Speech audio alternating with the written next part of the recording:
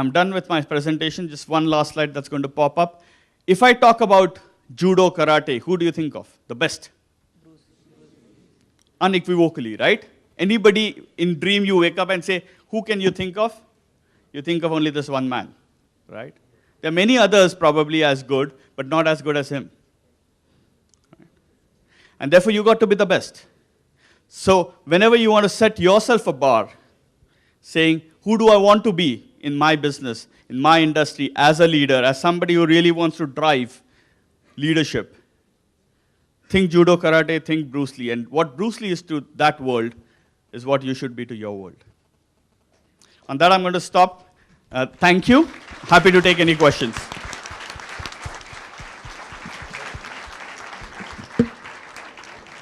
Do we have time for questions? And also, do you have questions? Any questions, please?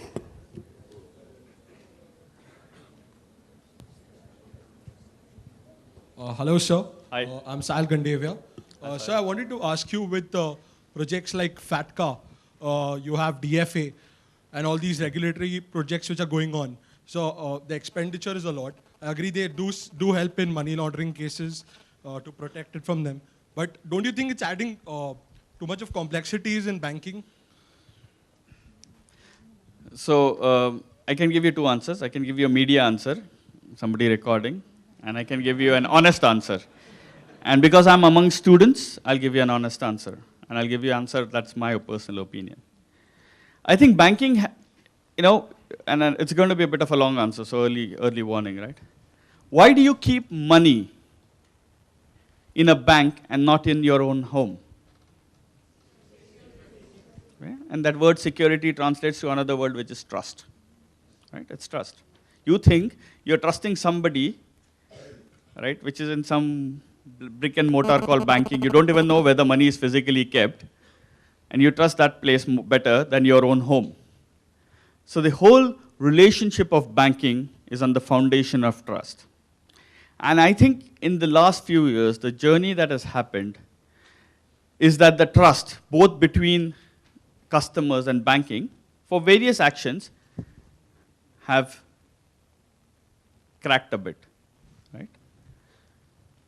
Some of it is because banking wanted to sell products. So like I said, instead of customers buying, you sold, and you had a target, and you found a customer who could make profit. Therefore, the whole world changed where people said, oh, this bank keeps selling me stuff that I don't need. And also people got smart to use the banking franchise, right? And money laundering, terrorist financing. So people started getting very creative, right? Because the pillar of trust was shaky. Obviously, when something like this happens, you have to reflect on your parents, right? When you make, as kid, mistakes, 2 times the same mistake, the third time, one big hammer is kind of floating around somewhere. Right? And I think that's really what has happened. So suddenly the regulators have stepped in and said, hang on guys, this can't work. Bank can't take people for ride, and people can't take banks for ride. Right?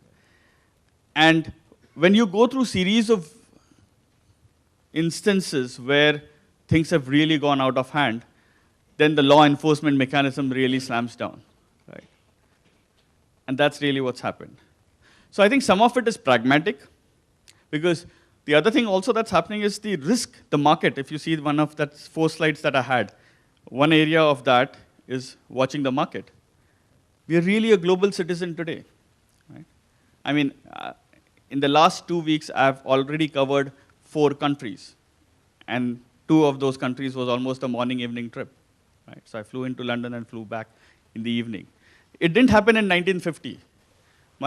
My distant uncle, when he traveled in 1952 to London, right, it was a 6 months preparation at home, right? Cousins, nephews, nieces, somebody's brothers, sisters, everybody was enjoying.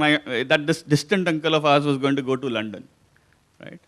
And they all put him a garland and walked nearly to the plane, because in those days there was no issue of security, right? And everybody waved him and came to receive him.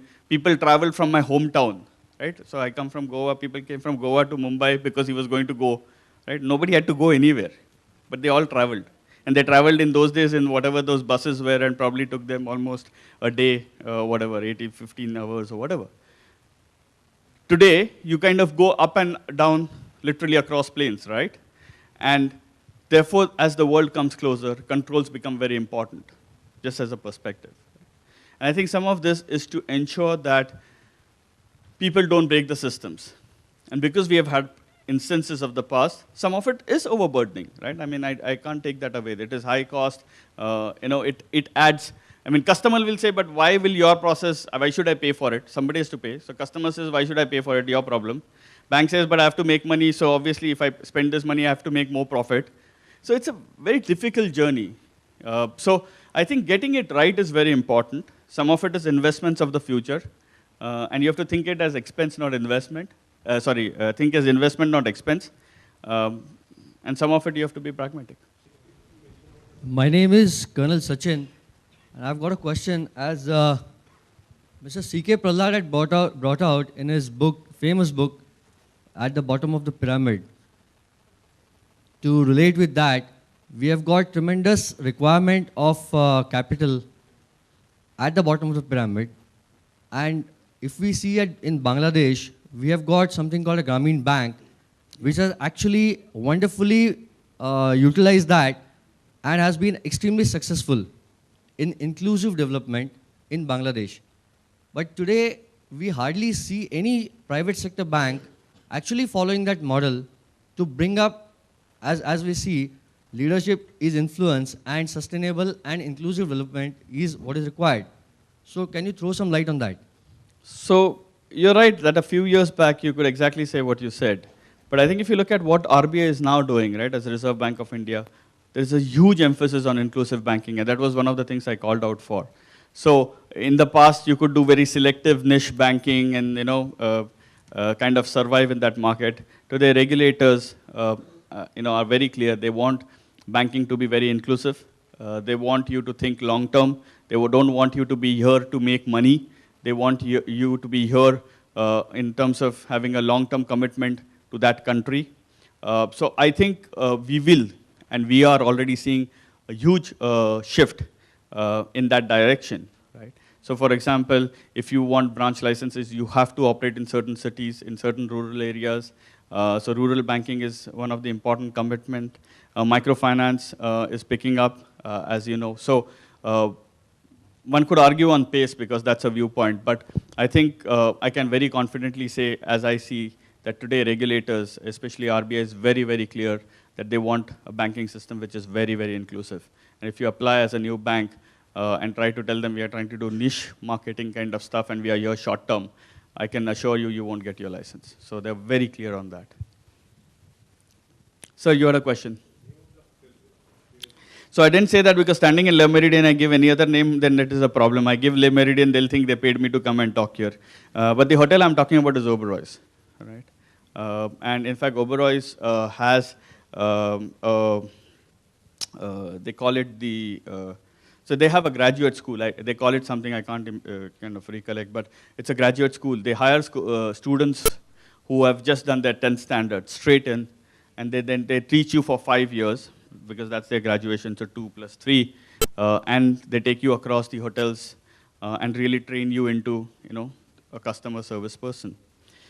And they are the ones who really follow. So if you ever meet Vikram Oberoi, he will tell you this. He'll say only 4 things we do, right? It has exactly what you said: aggressive selling of wrong product and trying to make money off wrong customers.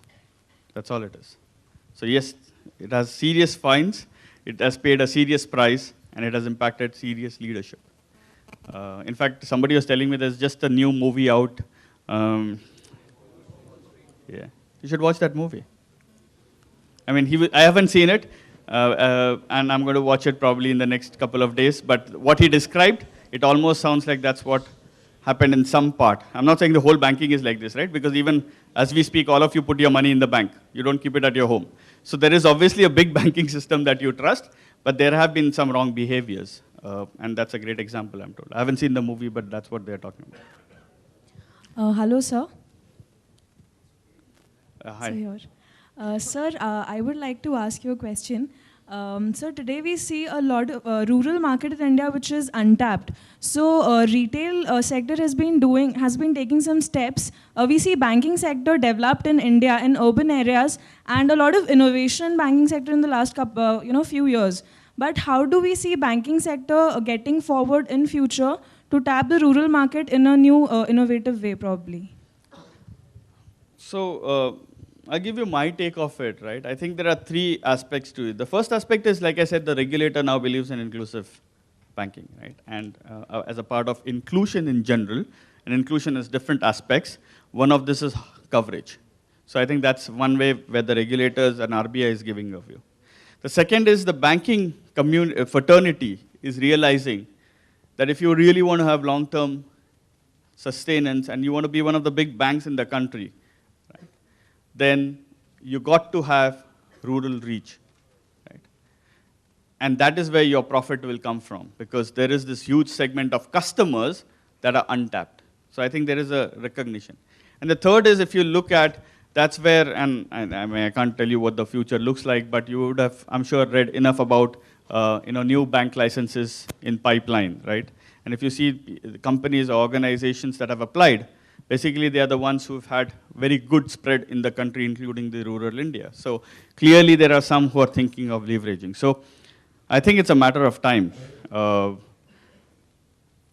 you have to realize that it's not as if there is no banking in rural India. It's not looked at, or maybe in the past, it was not looked at as a very lucrative thing, and it was like, oh, we have to do it to meet the requirements. But, like take State Bank of India. Any part of India, you will find State Bank of India somewhere there, right? I mean, they have got ATMs on a ship or a boat, right? I remember I was doing a session a few years back, and I was sitting with somebody from a very senior person from State Bank of India. And he said, oh, where do you live? I said, I live in Mumbai. How long does it take? I said, oh, where I live, it takes me an hour and a half to reach office. He says, yeah, Mumbai with traffic very bad. But I also I operate in somewhere around Kerala, he said. I don't remember the exact place. I also take hour. So I looked at him and said, you take hour? I thought, in that part of the world, you must be traveling pretty quickly. He says, yeah, but I have to first drive to a nearest place. Then I take a boat. That boat ride is about 20 minutes. Then that boat, then there is a cycle on the other side because I can't afford 2 cars. Then I use the cycle and then I go to my branch. So I said, that must be a kind of a nice journey, right? Every day in the morning, you do this, every day in the night. And he says, yeah, I love it. And I'm the most important person in this place. Any village, any marriage in the village, I am the chief guest, okay? Anything in any school, I'm the chief guest, right? When I go, and if I buy vegetable, I definitely get discount. They actually want to give it free, but I don't take it free, so they always insist on discount. So they live, so there is that whole connect, right, that some of us probably in urban India don't understand. But they have that presence, and I think it'll only grow. Wait for another 2-3 years. Take my words, it'll be different. Good morning, sir. My name is Amol Kulkarni. Hi, Amol. My question is, with too many banking licenses given out, would the competition affect the sector in a way that it would be harmful to the sector? And instead, I would say that instead, shouldn't the government be allowing the current players to really expand? It happened in case of airline industry, wherein a lot of players were first allowed given licenses, and it proved harmful to the sector, all in whole. So Amal, yeah, I'm not an expert in, I have my view, and I'm sure others might have different view. I personally come from a view that competition is not bad, right? Because, if that was the case, then I'm sure all of us learned enough in economics around monopoly and the challenges around a monopolistic environment. So I think competition in the right sense is always welcome, right? From a customer point of view, but also from an organization point of view. Also, if you look at the size of this country, right, and almost 1/6 of the population of this world, we are very big, right? For over 1 billion of people, we are quite sizable. And therefore, I don't think number of licenses per se, and this is my opinion, I don't know what RBI thinks, and I don't know what the other big bankers think, but my opinion, it's not an issue in terms of numbers. I think The challenge and the question will be, what will that banking look like, right? To her point, will it have commitment which is genuinely inclusive? Will they be selling, or will they be having customers who buy products? So what's their customer proposition? How do they manage their capital? Are they really thinking long term? Because that is one of the things which is a challenge, right? Banking is very capital intensive. And you need to have the right ratios, right? So when you manage your asset liability book, so when you lend and you borrow, you need to have the right balance. If you do too much of leverage, you could be in deep trouble. So I think the principles of banking will decide who survives. Number of banks, in my humble opinion, is not an issue. Thanks, Amal. We'll do probably one question, or yeah? Hello, I'm Dipesh Pokhrel. Hi, Dipesh. Sir, my question is, how do MNC banks comply with the priority of lending norms? So obviously some of the MNC, so depending on the construct of the bank, right, and whether you're a wholly owned subsidiary or you're not a wholly owned subsidiary, banks have different requirements to meet. And it kind of sits in that journey almost, right? So depending on where the banking license is and the size of the bank, so the wholly owned subsidiary regulations have just been out. It sets a bar, and then if you are above that bar, then you are expected to do a certain amount of priority lending as well as operate in certain markets. So that's what it is. So very, very clearly defined guidelines. Okay, I can see two hands go up, sir.